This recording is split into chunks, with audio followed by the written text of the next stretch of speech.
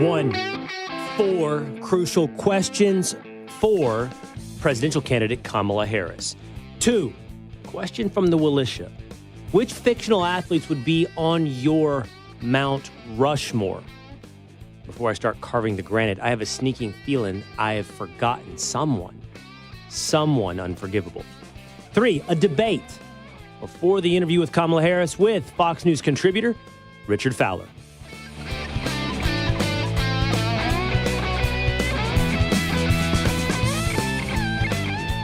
It is the Will Cain Show, streaming live at foxnews.com, on the Fox News YouTube channel and the Fox News Facebook page. While you're listening, while you're watching, head on over to Spotify or Apple, hit subscribe, and the Will Cain Show shows up in your stream whenever and however you like. While you're watching, just expand the text description underneath this live stream and hit subscribe to the Will Cain Show on YouTube. A pre-show question from the Willisha. We started debating who are the greatest fictional athletes, best characters in movies, from sports movies, who belongs on the Mount Rushmore. And I knew immediately, I knew my first-round draft pick. But in putting together 4, I just have this sneaking suspicion I'm missing somebody big. I'm missing someone integral. So hop into the comment section. Let's bring you in. Let's start the debate.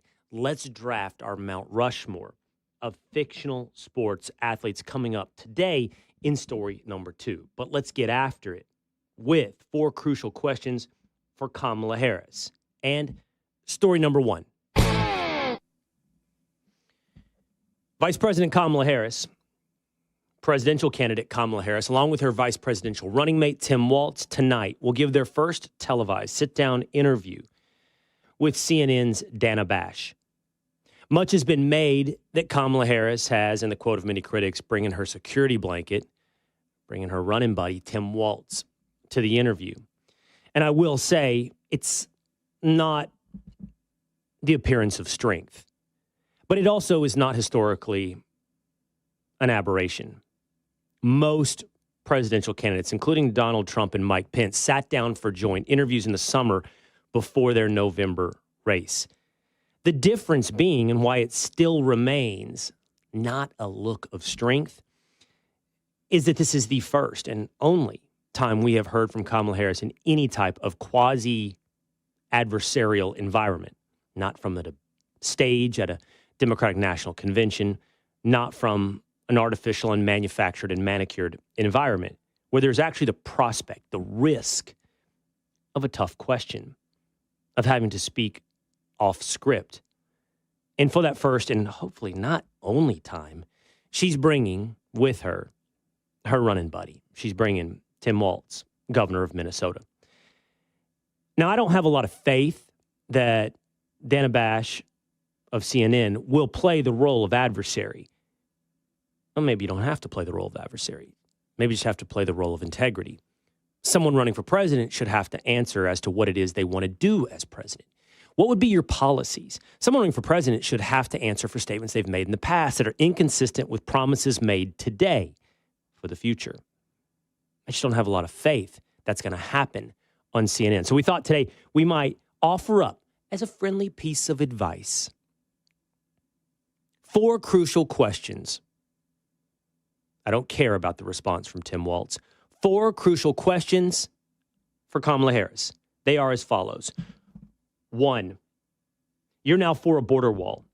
Before, you said it was a vanity project and you would defund the border wall. Why change?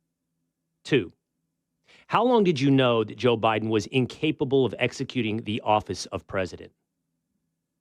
3, the riots of 2020 caused untold property damage and loss of human life as crime rates spiked, not just during the riots, but in the years after the George Floyd riots of 2020. Why did you advocate for those riots to continue, that they should, quote, should continue, and in fact help to bail out people to ensure the continuation of those riots? 4, do you believe in the following statement? From each according to his ability, to each according to his need. 4 crucial questions for Kamala Harris. Let's dig into each one of them individually. First of all, the opening question is almost unimportant to Kamala Harris. I think she's practiced. I think she's smooth. I think she will be on script. Now, the idea is you don't know the questions that are coming, so you won't know the exact script. But I do have some faith in Kamala Harris' ability to pivot, to ad-lib, to filibuster, to word salad her way into an interviewer going, "Uncle, I move on to story," or question number 2. But that would be the biggest failure. The biggest burden for Dana Bash is that she must ask follow-up questions. People often ask me, Will, you're pretty aggressive and, forgive the lack of humility, good debater.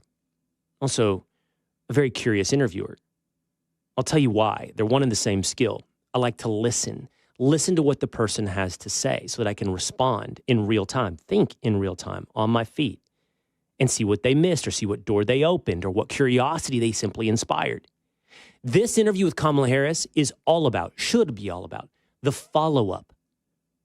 Because you can't allow her to get away with the word salad filibuster scripted response. You must make her think on her feet. That's the key here. That's what is the great mystery about Kamala Harris. Can she? What will she do under pressure? The presidency is nothing if not under pressure. And what kind of honesty is revealed when you're forced to answer a follow-up? Here's how it goes. Question number 1.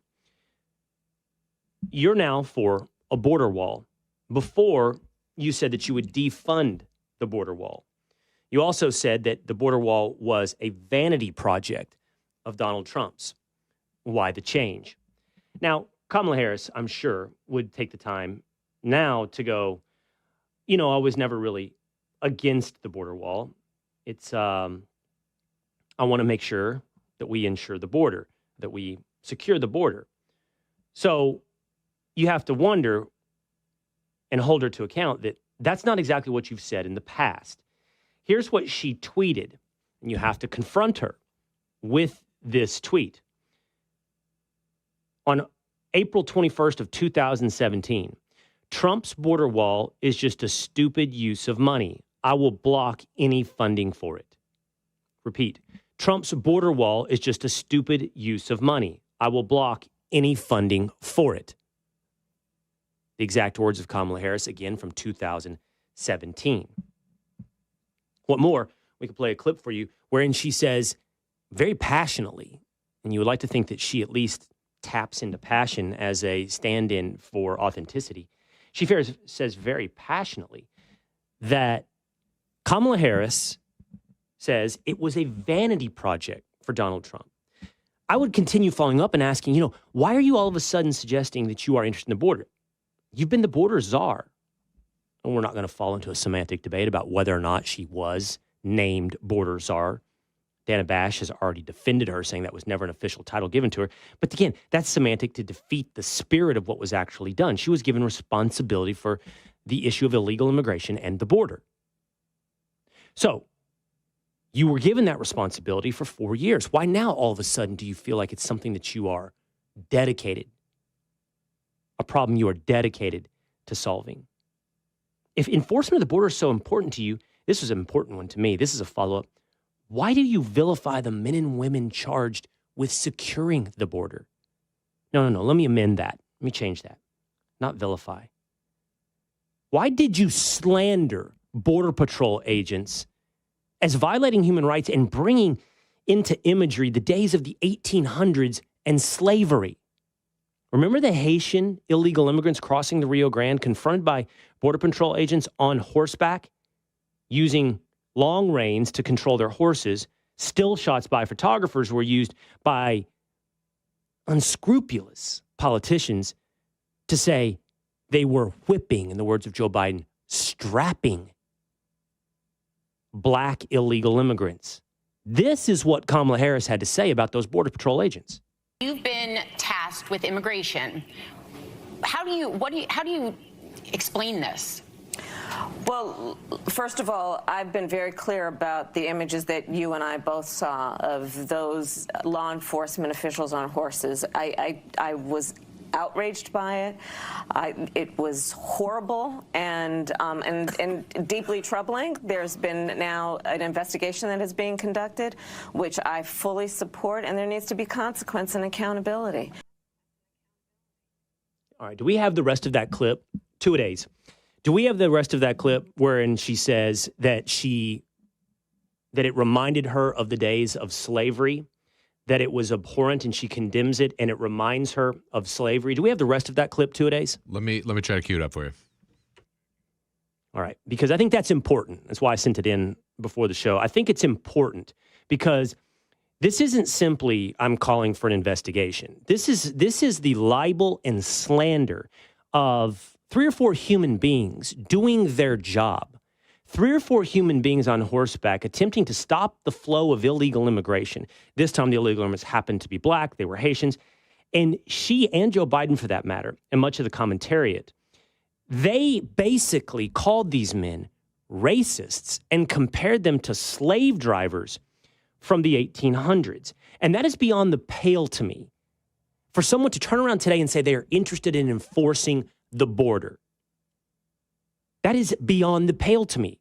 Because, look, we can all lose humanity in these moments where you're like, policy and, they're undercutting illegal immigration. But the problem is we need to remember the human toll. This is why, for example, when we had Trey Gowdy on the Will Cain Show a few weeks back, he said, I would bring up names like Laken Riley or Rachel Morin, people that died at the hands of illegal immigrants, dead, leaving family members behind. In some of these cases, raped and killed. Bring the human element into this because that's the human element of the cost that we pay. And although it pales in comparison to the crime committed by illegal immigrants, the human element of 4 men doing their job and then drugged by the President of the United States and the Vice President of the United States, and essentially saying that they remind you of slave drivers from the 1800s needs to be called to account and needs to be explained about why all of a sudden you're for the enforcement of border. Here, enjoy Kamala Harris. Officials on horses. I was outraged by it. It was horrible and deeply troubling. There's been now an investigation that is being conducted, which I fully support, and there needs to be consequence and accountability. Human beings should not be treated that way, and as we all know, it also evoked images of some of the worst moments of our history, where that kind of behavior has been used against the indigenous people of our country, has been used against African Americans during times of slavery. And so I'm glad to know that Ali Mayorkas, the Secretary of the Department of Homeland Security, is taking it very seriously.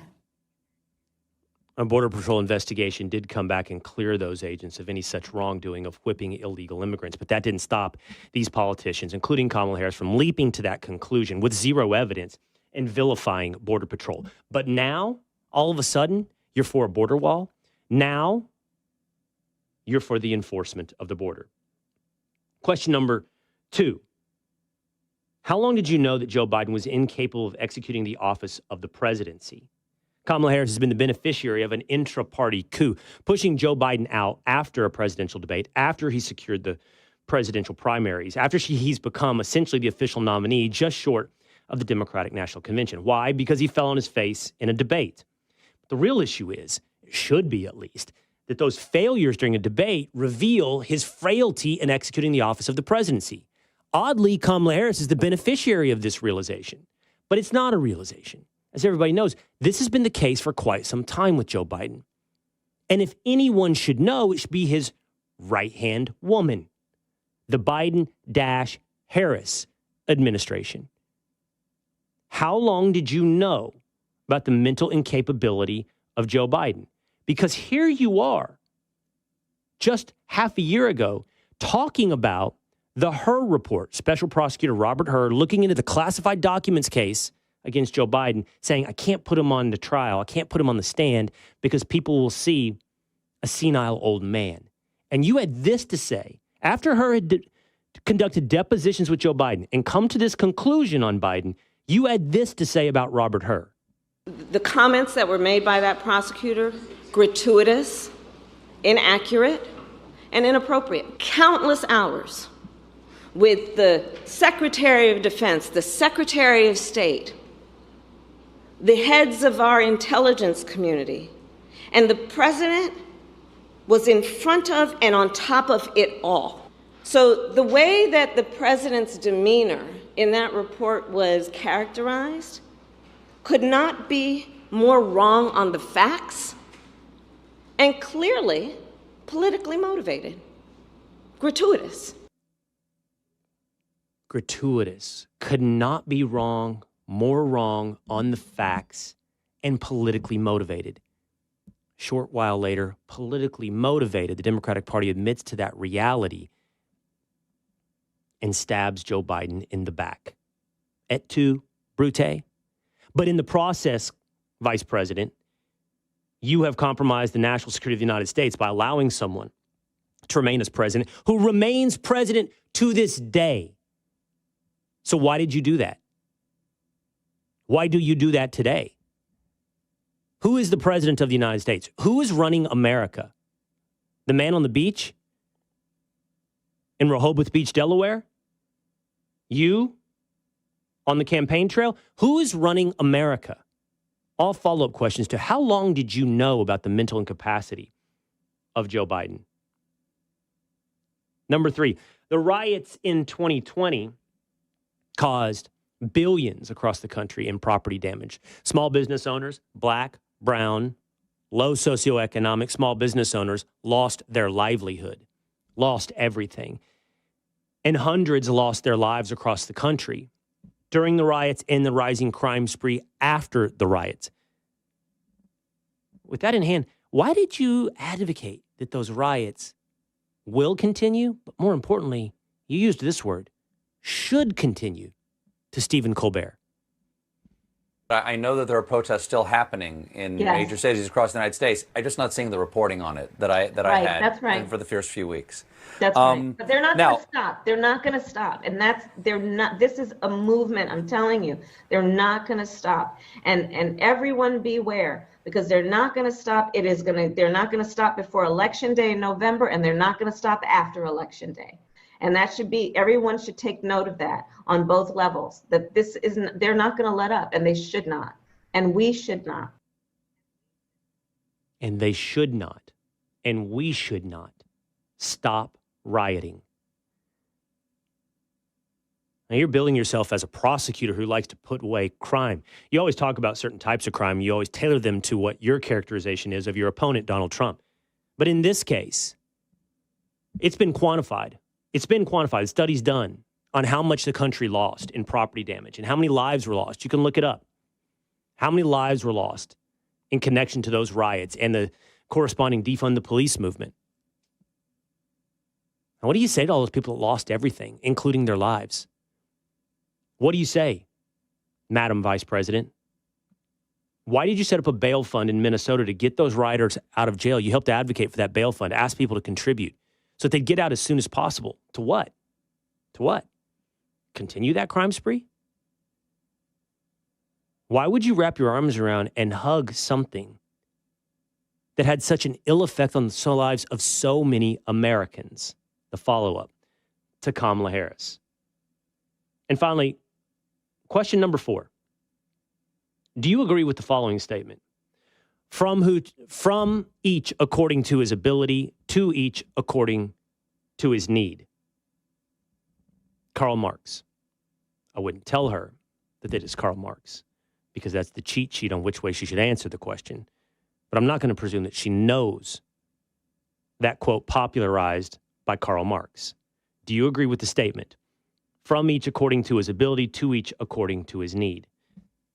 You see, as an aside, she's been accused of being the furthest left senator according to her voting record in the United States Senate, of being a communist, whether or not she truly understands Marxism. And the reason that she's been accused of that is because she's said things that are very clearly philosophically aligned and very clearly close to what I just read to you from Marx. And not like, oops, I said it once, but like I've said it over and over. Here's a montage we'll probably hear about 3 or 4 different times, but there's honestly a dozen times where she said something exactly like the following. It has to be about a goal of saying everybody should end up in the same place. And since we didn't start in the same place, some folks might need more. Equitable distribution. Giving resources based on equity, understanding that we fight for equality, but we also need to fight for equity, understanding not everyone starts out at the same place. So there's a big difference between equality and equity. Equality suggests often everybody should get the same thing. Well, that often assumes everybody started out in the same place, as opposed to equity, which is everyone should end up in the same place. Everyone should end up in the same place. In order to get everyone to end up in the same place, some people need more than others. How are you going to do that? Well, I'm sure she'd say those that have enough can give more so that we can, in turn, give more to those that need. From each according to his ability, to each according to his need. Equity is Marxism. Do you believe in that statement? Do you believe in the philosophy of Karl Marx? Are you a communist? I'll follow up too. Direct statement she's made in the past on equity, on the riots of 2020, on the mental capacity of Joe Biden, and on enforcement of the border. The key is the follow-up, but those are the 4 critical questions I would hope, and do not expect, but I would hope, would be asked tonight on CNN of Vice President Kamala Harris. Coming up, who's on your Mount Rushmore? Fill up the comment section because I have this sneaking suspicion I'm leaving off somebody big. But you'll hear my Mount Rushmore of fictional sports athletes. Plus, hang out because we have a debate coming up with Fox News contributor, the host of the Richard Fowler Show, from the left, Richard Fowler, coming up on the Will Cain Show. Hey, the Tunnel to Towers, countless veterans villages, well, they stand as a beacon of hope for those who've sacrificed everything. These facilities are committed to helping veterans achieve stability and independence by providing housing and services based on individual needs. Within the village, residents will find support and community among those who truly understand the meaning of service. And with several veterans villages either completed or in development nationwide, the foundation and its supporters believe in the power of unity and that no veteran should be left behind. Through its homeless veterans program, Veterans Villages, and the National Case Management Network, the Tunnel to Towers Foundation has provided housing and supportive services to over 8,000 veterans since the program's inception.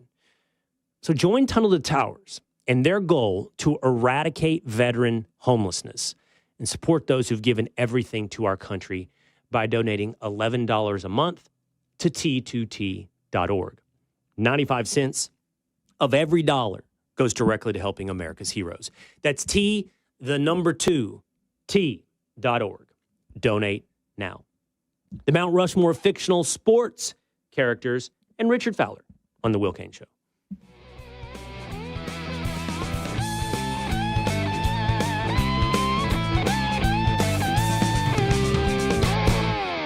It's time to take the quiz. 5 questions, 5 minutes a day, 5 days a week. History, pop culture, science, sports, civics. How much do you know? Let's find out. Who was the first person to walk on the moon? Jackson or something? Neil Armstrong. Take the quiz every weekday at thequiz.fox and then listen to the quiz podcast to find out how you did. Play, share, and of course, listen to the quiz right now at thequiz.fox. Fox Nation presents The Godfather of Fentanyl. It was causing the most deaths that I'd ever seen. 50 times more powerful than heroin. A shocking new docu-series about the rise of the deadly drug. I asked him how he made his money, and he said, making drugs. Money makes people do desperate things. And for the first time ever, it only ends one of 2 ways. You're either dead or you're in jail. Hear from the man responsible for it all. John Roberts hosts The Godfather of Fentanyl. The must-see docu-series is streaming now on Fox Nation. Sign up at foxnation.com today. The world of business moves fast. Stay on top of it with the Fox Business Rundown. Every Monday and Friday, Fox Business reporters, anchors, and hosts will bring you beneath the stock market speculation and boardroom drama to tell you about the biggest business stories of today. Whether you're on Main Street or Wall Street, Fox Business is invested in you. Listen to the Fox Business Rundown every Monday and Friday at foxbusinesspodcasts.com, Apple, Spotify, or wherever you download your favorite podcasts.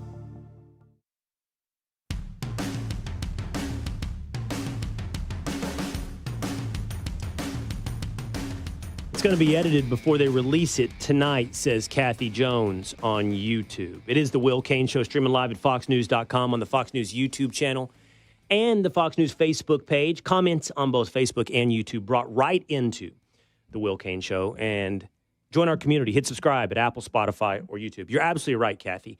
And I have a great amount of suspicion about that, anything that is edited. You know, she did a 60 Minutes interview, which didn't go well for her. And, of course, 60 Minutes is an edited process because they do pieces, you know. That's a pre-taped show. And I think that the viewer is right to approach any type of edited piece with a healthy level of skepticism. Now, I want to address what I would hope you were saying back to me immediately. Will, you interviewed Donald Trump for 90 minutes and edited it and aired it on Fox and Friends. True. And there are reasons that happens, and I'm sure there will be, well, I hope there are reasons that's happening on CNN.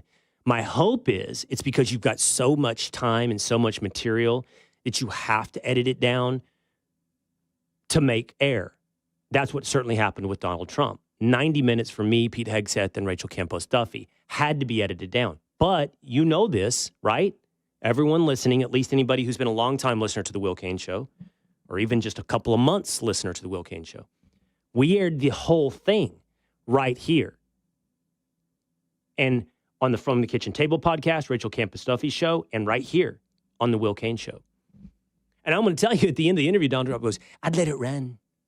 Everybody says my Donald Trump's too soft. I need to be a little more gravelly. I'd let it run. It'll rate. I promise it'll do good numbers. Just let it go. Let it run. And he, you know, so he had interest in it not being chopped up or made to look pretty or fit TV, which we all did as well, but such is the nature of the business. So I am skeptical of CNN and what they will edit out that makes her look, you know, unflattering. Maybe you could put it online. We all have, you know, while television is a finite resource and only so much time, the internet is free. Why don't you just put the whole thing, CNN? You got a big website with hundreds of millions of visitors every month. Put the whole thing up on CNN.com. Absolutely. Why not? I can't think of one good reason not to put the whole thing up on CNN.com. We'll ask Richard Fowler that coming up in just a moment here on The Will Cain Show. Fox News contributor from the left, Richard Fowler. But real quick, one of the members of the Willisha, actually, Brent Siriano, who swam the New York City Navy SEAL swim with me, said, hey, you guys should come up with a Mount Rushmore of fictional sports athletes. We got into this pre-show. Everybody had a couple of contributions. And I think that the contributions, okay, we're going to let him out of the penalty box for a quick skate around the ice. James, I just want to name, like if you were saying this is my contribution to the Mount Rushmore of fictional sports athletes, your name would be what? The Natural. All right. Roy Hobbs, right? Yes. Roy Hobbs, Robert Redford, The Natural. All right, safe skate around the ice, no tripping up, back into the penalty box. Tinfoil Pat offered up Gordon Bombay from Mighty Ducks. And two-a-days, your contribution was who? Billy Chappell from For the Love of the Game. It's a great movie. For the love of the game. I think the four of us drafted Kevin Costner movies sometime back, did we not? Yeah. We drafted some movies. Was it Kevin Costner? Mm-hmm. And that is an underrated movie. I agree. For Costner, For Love of the Game. Well, I'll tell you this. My pick, without a doubt, I mean, get out the hammer and chisel, start carving the mountain, is also Kevin Costner. My favorite sports character is absolutely Roy McAvoy from Tin Cup. I love him. I love him philosophically. I love him comedically. I love that scene of him going for it over and over. And what's her name? Renee. Who is his co-star? Renee. It's not Renee Zellweger. Renee Russo. Who is she? Plays the doctor. Renee Russo says, Roy, nobody 10 years from now will ever remember who won the U.S. Open, but nobody's ever going to forget you're 18. Oh, So or whatever good. it was. You're 12. You're 12 on 18. This is a weird Mount Rushmore because there are two guys named Roy and two Kevin Costners. And they overlap. Well, it's not a Mount Rushmore. It's a nomination process for Mount Rushmore, but this, my friends, is not a democracy. This is a dictatorship. So the only one on the mountain is Roy McAvoy. I would put these are my Mount Rushmore, and I'm not completely, to round out my Mount Rushmore, I'm not completely dedicated. So 2 days, dive into the comment section because my suspicion is I've left out somebody big, okay? I think joining Roy McAvoy, and I think this has a little bit of controversy around it because it's not, in my mind, as timeless as Ricky Bobby from Talladega Nights. That's a good one.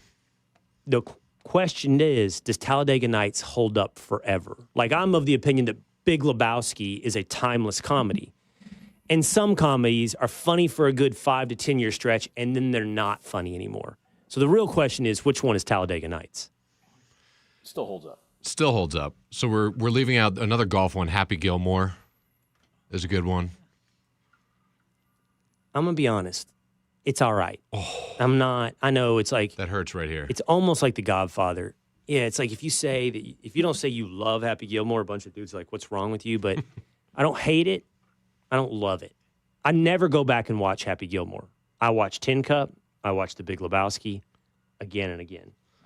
I'll give you another one while you look through the comments.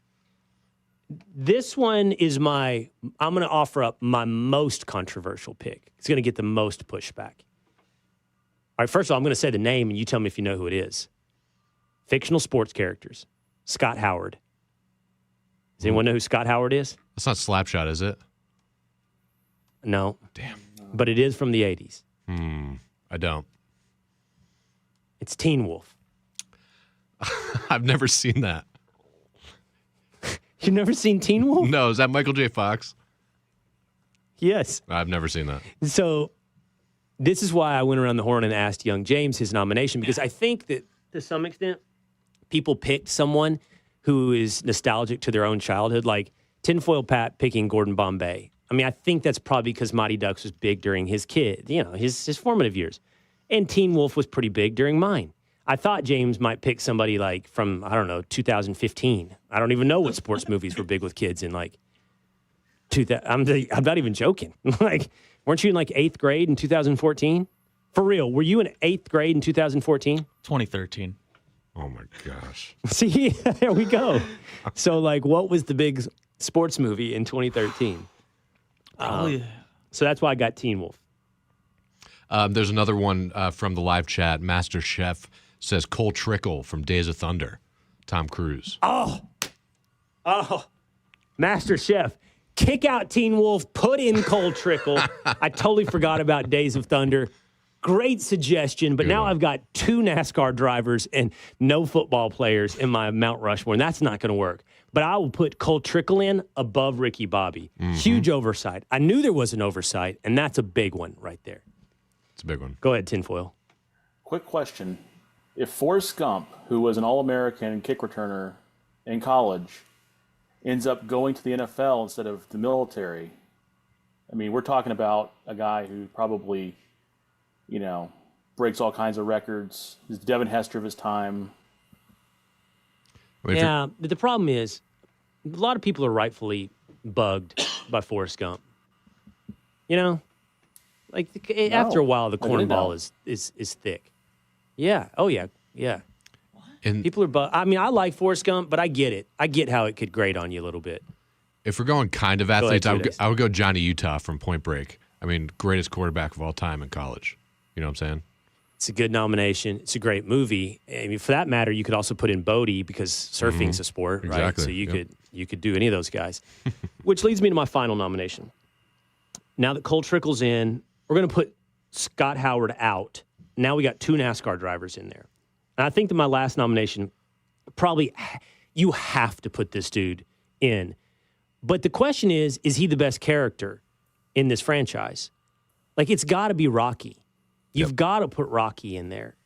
Now, the question is he the best character in the franchise between Apollo Creed and Mr. T, who was Clubber Lang, and Ivan Drago? Don't you get a little more excited about those guys being on screen than Rocky himself?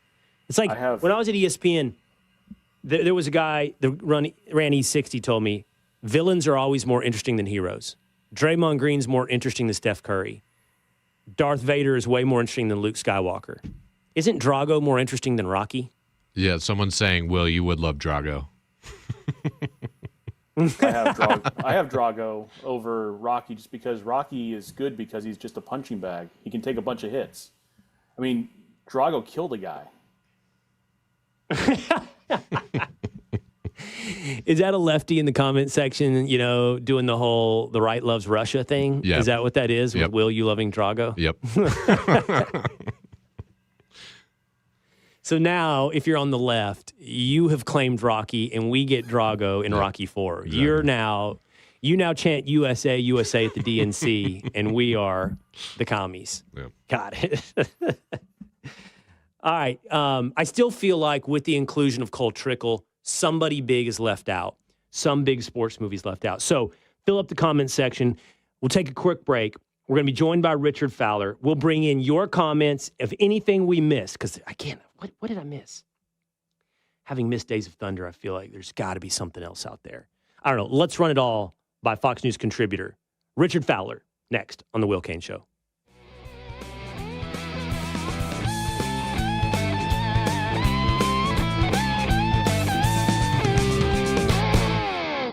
I'm Charles Payne. Listen to my Unstoppable Prosperity podcast so I can get you making money right now. Whether stocks are hitting new all-time highs or in free fall mode, opportunities abound. So why are so many potential investors still sitting on the sidelines? In a new season of my podcast, I'm going to get you in the game. After 38 years on Wall Street, I'm ready to impart some lessons and get you invested in the greatest wealth-generating machine in history. Listen anytime, everywhere at foxbusinesspodcast.com or wherever you listen to your favorite podcast.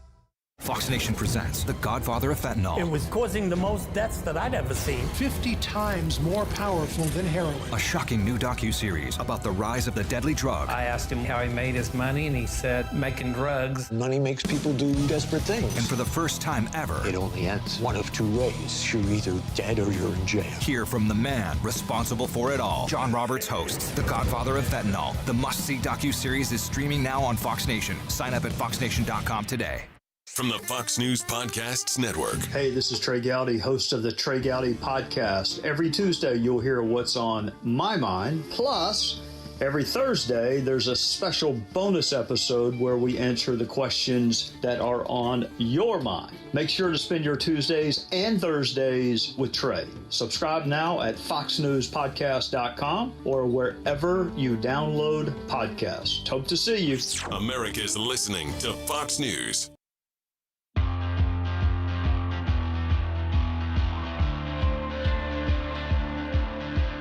How would Richard Fowler answer my questions for Kamala Harris? It's the Will Cain Show, streaming live at foxnews.com.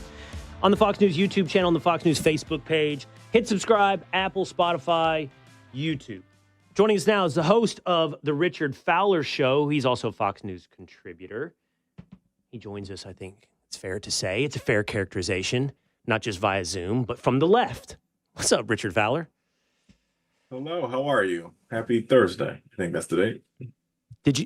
Did you listen to our conversation about the Mount Rushmore of sports characters? I did. First of all, are you nervous? Are you not a sports guy? Or do you have an answer for somebody I left off Mount Rushmore? Oh, I mean, I would put the Jamaican bobsled team, man. Easy answer. Yeah. But here's the thing. Who are the... If our Cool Runnings, he's talking about, of course. John Candy is the coach. Absurd on its face. And you could put John, you could put him, you could put who's in that movie? Oh my goodness. That was going to be my question for you. Can you name the actors who were the four bobsledders? Yeah, Malik Yobo. I have to look up the other ones. Richard, you're reading this. You're reading this. Oh no, I know Malik Yobo. I knew Malik Yobo off the top of my head. That's the one I know off the top of my head. but I'll get you the other ones. It's like, the thing is, like, we don't even know the actors. I couldn't name a single actor. It's like, John you know Candy, who's in Malik every... Yoba, Gotta be Morris Chestnut. Morris Chestnut's got to be in there. No. That's the character you're talking about is Malik Yoba. Just Leone and Dougie E. Doug. Yeah. But I knew Malik Yoba. You could put Malik Yoba. I knew Malik Yoba off rip. So there you go. The Jamaican bobsledders on Mount Rushmore, 4 for 1. I don't know about that. I have to go back and watch Cool Runnings. It's been a cool 2 decades. There is a Jamaican bobsled. Cool Runnings. And they are in the Olympics In real life? Yeah. In real life. Yeah, I forget that. Yeah. That's crazy. Did they start after the movie? Huh? Yeah, they're Is in every that based on a true story? It's based on a true story, and they're usually in every Winter Olympics. Amazing. The 100-meter dash and bobsledding. There's literally no snow in Jamaica. Trust me. Literally zero snow. Richard, I just went over my 4 crucial questions for Kamala Harris. One of the questions, the final one I wanted to ask her, was, I'll give it to you, and then I'm going to tell you why I'm giving it to you. I asked her, do you believe in the statement, from each according to his ability, to each according to his need? I asked her that because of her embrace of equity, and by the way, her definition of equity, that some people need more so that we all end up in the same place. Just looking at your Twitter profile, Richard, which, by the way, you hit it all, man. You got Fox News contributor, senior fellow, Center for Black Equity, he, him, or he, his pronouns, messaging expert. I don't even know what that means, messaging expert, but that's amazing. But Center for Black Equity. Okay, so equity is something you're in on. So how does she answer this? I'm happy to tell you what the Senator for Black Equity is, if you would like me to. I'd love for you to. I do. You can tell me that's part of your answer, but what I want to know is she embrace, according to her definition of equity and her embrace of it, Marxism? No, but let me tell you what the Center for Black Equity is, because I think that's important for this audience. The Center for Black Equity was created in 1991. Before the former name of it was the International Federation of Black Prides. It was created in 1991 during the HIV/AIDS crisis. And it was founded actually in our nation's capital when we saw HIV/AIDS hit the Black LGBTQIA community, specifically the Black gay male community, at an alarming rate. And it was created as an event to raise money for folks who could not afford their retroviral drugs. And so they created a party with a purpose. It was a fundraiser created right next door to Howard University. The first event had 800 people. And they raised money to pay for people's drugs and rent because they could not afford their HIV/AIDS medication. Today, there are 55, my numbers serve me correctly, there are 55 prides around the world, including a number here in the United States. And according to MPD estimates, here in our nation's capital, Black Pride, which is over Memorial Day weekend, had 40,000 attendees from all around the country who came to DC Black Pride, which is an opportunity to celebrate what it means to be Black and LGBTQIA in America. And so the organization renamed itself in the early 2000s, and I'm happy to sit on their 501c4 board. So that's what the Center for Black Equity is. So, and I appreciate that clarification and history. Certainly a laudable cause to go back to the 1990s and fill in an area of need in the middle of a crisis. Quickly, though, why the rename in the early 2000s? Why embrace the word equity? Because I think, listen, because I think in the organization's inception, it speaks to the need to have a conversation around equity, right? Because what we see happening both today, as we saw happen in the early 90s, was HIV/AIDS hits the United States in the early to mid 80s, and what we found were folks who it first hits the Black, it hits the queer community in general. What we found happened is folks who had economic mobility, or white queer people, were able to afford the retroviral medication. Whereas in folks who are African American and also queer were struggling with the racial discrimination and living in health deserts or places where they couldn't get access to health care. And they were also living in economic disparity. So they didn't have access to health care, and they couldn't afford the drugs.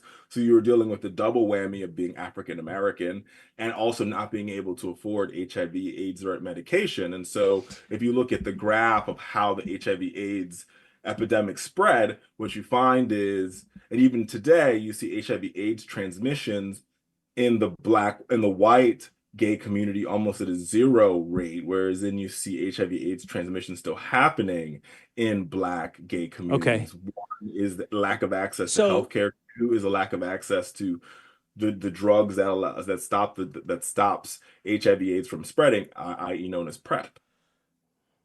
So I want to expand this beyond HIV/AIDS, not because I have a lack of interest, but because I want to make this more applicable to everyone's current events and mindset. But I'm not leaving it behind in that when you give this as example of the Center for Black Equity, to me, first of all, you said a 501c3, so a private charitable organization, identifying a need, what you've described as a clear need, right? This one particular community needs access to HIV/AIDS drugs that other communities have more easy access to.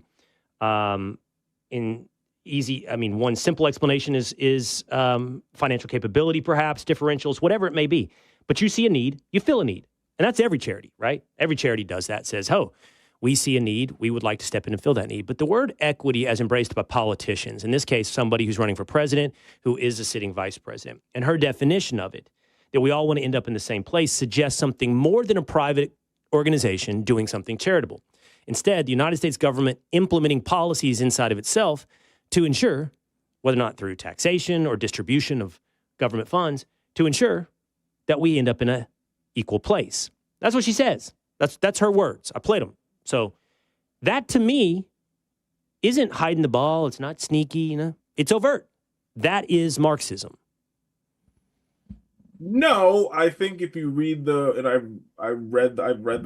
my undergrad study was in economics. If you read Karl Marx's manifesto, clearly what he advocates for is this idea that the government owns the means of production and he distributes those means equally.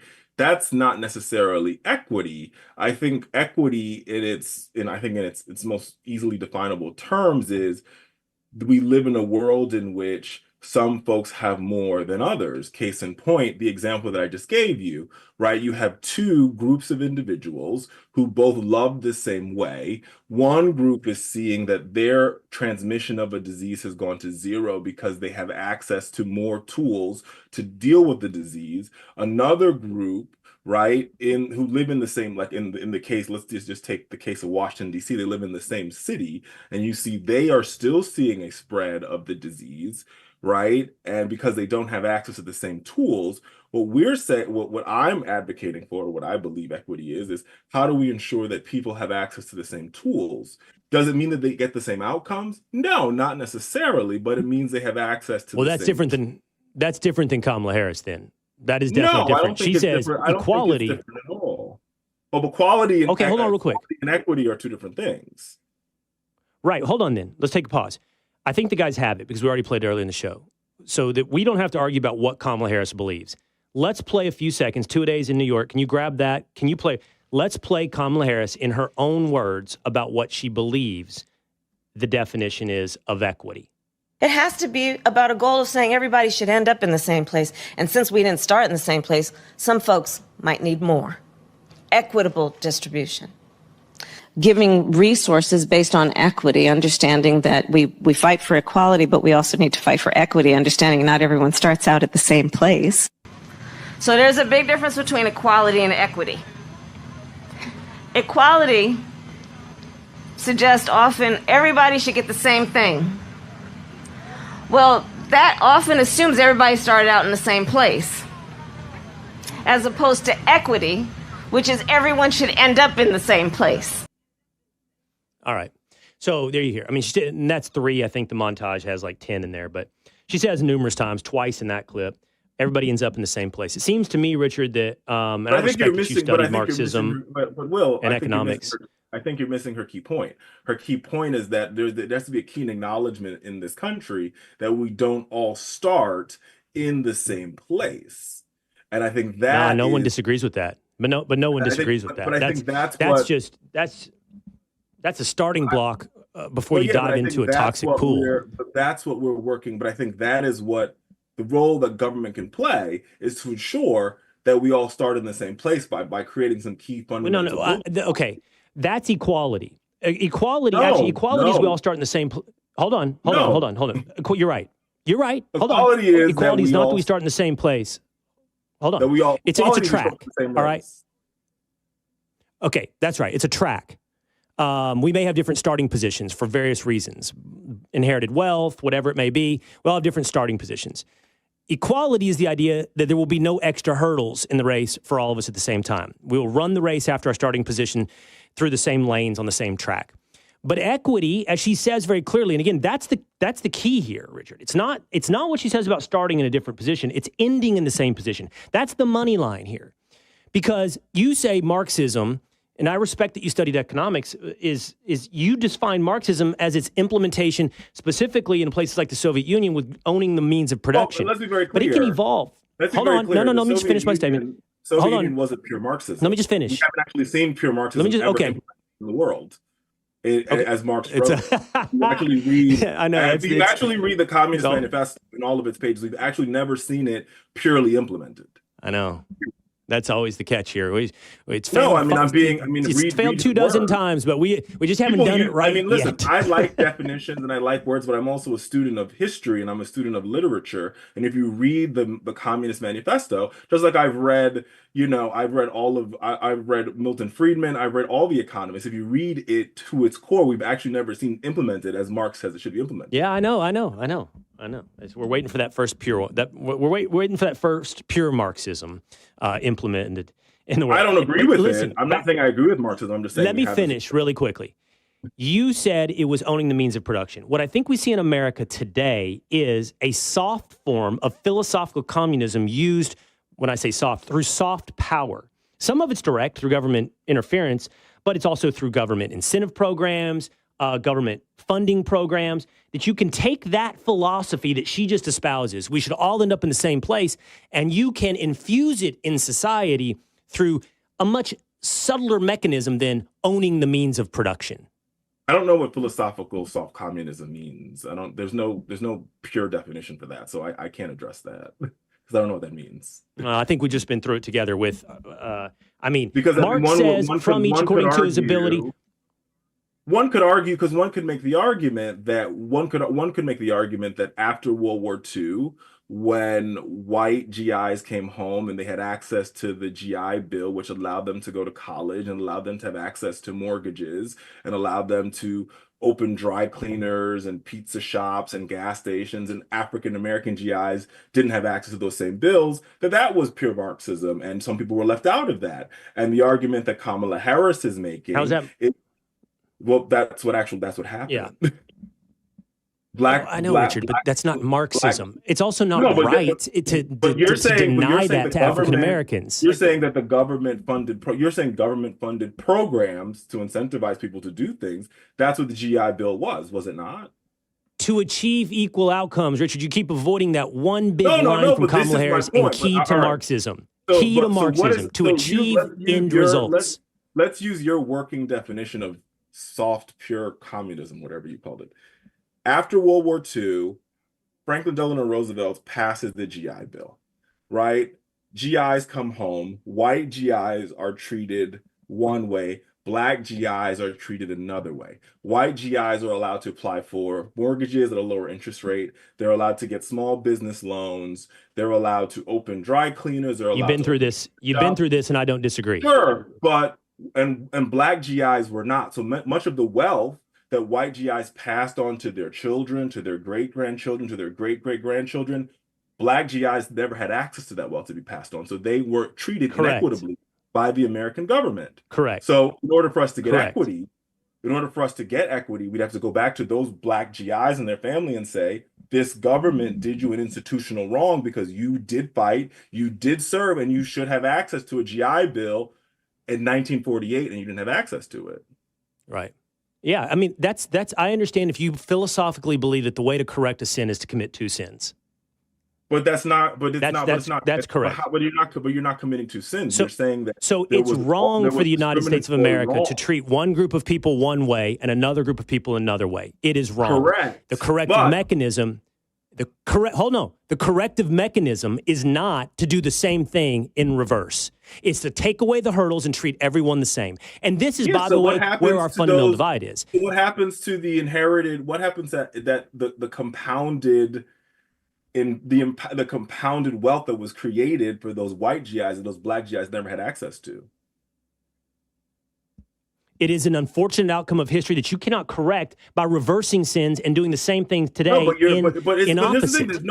All you do is create a racial grievance society. Yeah, but all you do is create a racial grievance But society. but to be fair, the government actually in 1986 or 1984, Ronald Reagan signs a bill into law providing reparations to Japanese individuals who he puts in internment camps, and he pays them back for imprisoning them unfairly. So the American government has a track record, and I'm not advocating for reparations. The point I'm trying to make here is we've seen the U.S. government go back and create and fix an inequity in years previous. So I'm just pointing it out. All right, let's move on. All right, let's move on to this. Kamala Harris is going to get her first interview tonight. Okay, she's going to do it with Tim Walz. I've said today, many presidential candidates have done their first interview or a summer interview with their running mate. So, I'm going to only have so much criticism for her having had Tim Walz sit down beside her. But it's her only one. That's the differentiating factor. It's her only one since becoming the presidential candidate of Democrats. Will we see more of her? Will she give more interviews? Will she take more adversarial question and answer sessions? More sit-downs with Brett Baer? Will we get to actually see who she is before we have to vote for her in November or against her in November? I definitely think she will take more interviews. Number one, I think that I'm happy to see that she's sitting down with Tim Walz. I think it'll be great, 9:00 tonight on another network. But prior to this, she's done 60 some odd interviews previous. I think she'll answer all the tough questions. I think beyond that, I think the bigger moment than this is, I think a week and a half from now, she'll do a debate against Donald Trump, which I think is probably more important than this hour-long interview. Is a 90-minute debate where her and Donald Trump get to debate the issues that matter to the American people, whether it be immigration or crime or, the border or inflation or the things that really keep Americans up at night. And I think Americans will then have a chance to vote on who they think is the better of the two. I can only hope that you're right on that. I hope that so far this candidacy has been won. What's that?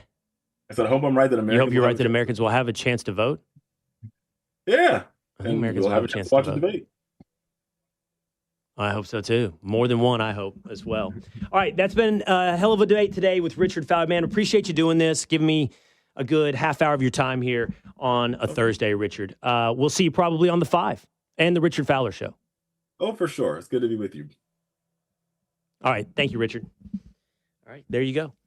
All right. In the comment section, I'm sure you've got a lot to say. We'll bring all that back. I guess it would be Monday or Friday. We'll bring all your comments in on the Mount Rushmore of sports fictional candidates and that conversation with Richard Fowler. But that's going to do it for me today. Let's leave it right there. See you same time, same place next time on The Will Cain Show.